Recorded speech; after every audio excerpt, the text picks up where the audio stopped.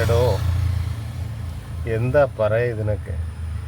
ഞാനൊരു രാഷ്ട്രീയക്കാരനല്ല, ഒരു രാഷ്ട്രീയ പാർട്ടിയിലും മെമ്പർഷിപ്പും ഇല്ല. എന്നാലും ഇതൊക്കെ കാണാൻ കേൾക്കുകയും ചെയ്യുമ്പം പറഞ്ഞു പോവില്ലേ? അയാൾ തനിക്ക് വോട്ടിട്ട ഒരുത്തനല്ലേടോ. തനിക്ക് വോട്ടിട്ടില്ലെങ്കിൽ അയാളൊരു മലയാളിയല്ലേടോ, ഒരു മനുഷ്യനല്ലേടോ.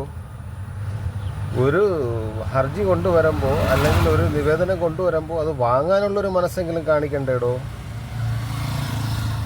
അതിന് പരിഹാരം ഉണ്ടാക്കണ്ട, ഒന്നും ചെയ്യണ്ട.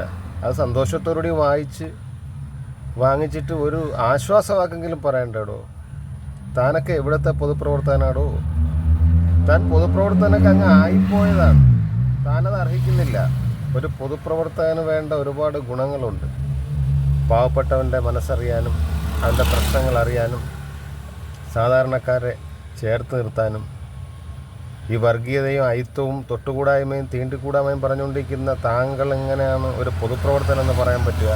താങ്കൾ എങ്ങനെയാണ് ഒരു പൊതുപ്രവർത്തനം എന്ന് പറയാൻ പറ്റുക? ഒരു പൊതുപ്രവർത്തകനാവണമെങ്കിൽ ഒരുപാട് ക്വാളിറ്റികൾ വേണം. ചുമ്മാ ആവാൻ പറ്റില്ല.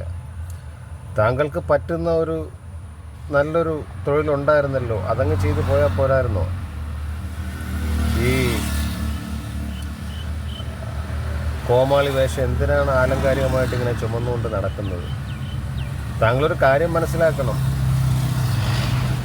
താങ്കളുടെ ഒരു വോട്ടറായിരിക്കാം, അല്ലെങ്കിൽ വോട്ടറല്ലായിരിക്കാം. ഇനിയും താങ്കൾക്ക് പോയി വോട്ട് ചോദിക്കേണ്ടതാണ് ജനങ്ങളുടെ മുമ്പിൽ. താങ്കൾ മുൻപ് ഒരു അമ്മച്ചീരുടെ അടുത്ത് പറഞ്ഞു, ഞാൻ ഈ രാജ്യത്തിൻ്റെ മന്ത്രിയാണ്, അതുകൊണ്ട് നിവേദനം വാങ്ങില്ല, നിങ്ങൾ ഇവിടുത്തെ MLA പോയി കാണണമെന്ന്. ഈ കേരളം എന്താ ഈ രാജ്യത്തല്ലേ? ഇതാണോ ഒരു പൊതുപ്രവർത്തകൻ്റെ ക്വാളിറ്റി? കഷ്ടം.